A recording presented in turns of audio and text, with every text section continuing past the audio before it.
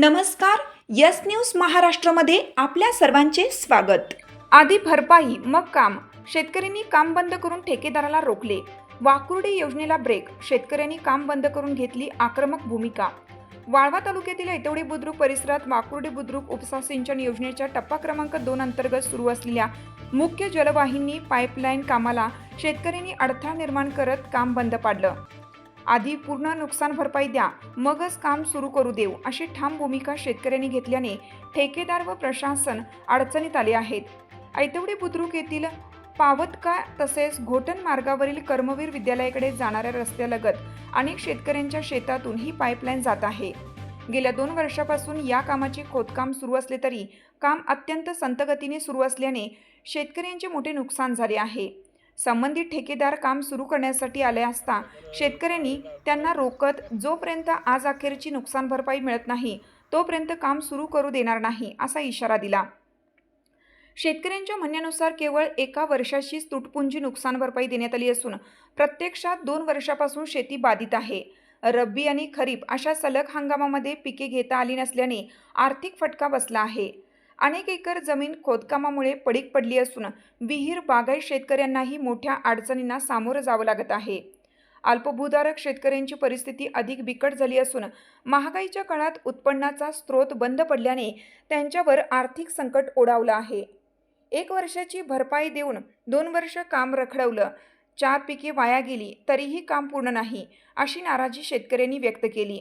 या संदर्भात तालुका प्रशासन संबंधित अधिकाऱ्यांना वारंवार सूचना देऊनही दुर्लक्ष होत असल्याचा आरोप शेतकऱ्यांनी केला आहे.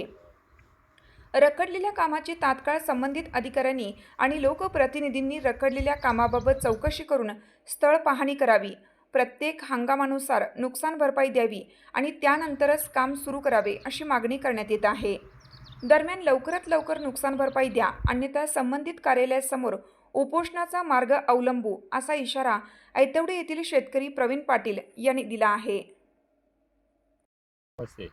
मी ऐतवडे बुद्रुकचा एक शेतकरी आहे. ऐतवडे बुद्रुकमधून 2 वाकुर्डी यांना दुसरा टप्पा पाईपलाईन आमच्या वावरातून गेलेले आहे. प्रवीण दादा पाटील माझं नाव.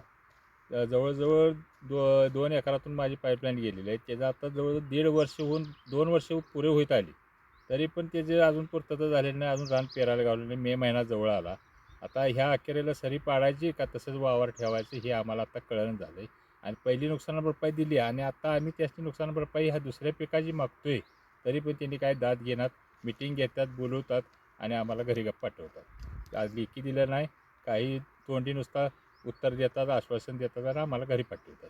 तुम्ही आज काम बंद पाडलंय म्हणजे काय काय कारण आहे त्याचं बंद पाडायचं? आमच्या आता क्षेत्र काय पूर्ण होणार नाही. आम्हाला पेरायला रान काय गावणार नाही, सरी पाडायला काय रान गावणार नाही. कारण ह्यांचं अजून वेल्डिंग वगैरे आता यांचे कामं अजिबात महिनाभर एका ठिकाणीच काम करतात.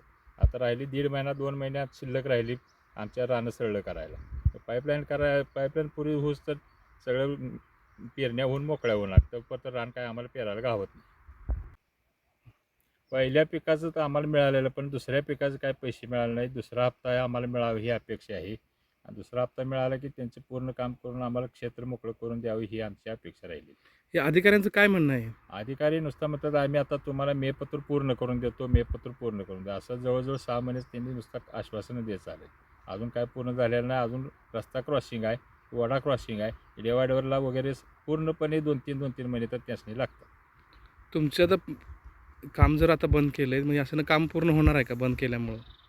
आमचं काम पूर्ण म्हणजे आम्हाला काय ते नुकसान भरपाई फक्त मिळावी ही अपेक्षा आमची आणि त्यांचं काम लगेच पूर्ण करून आपलं क्षेत्र मोकळं करून द्यावी एवढीच अपेक्षा आमची. बाकीची काय त्यांच्याकडे अपेक्षा नाही.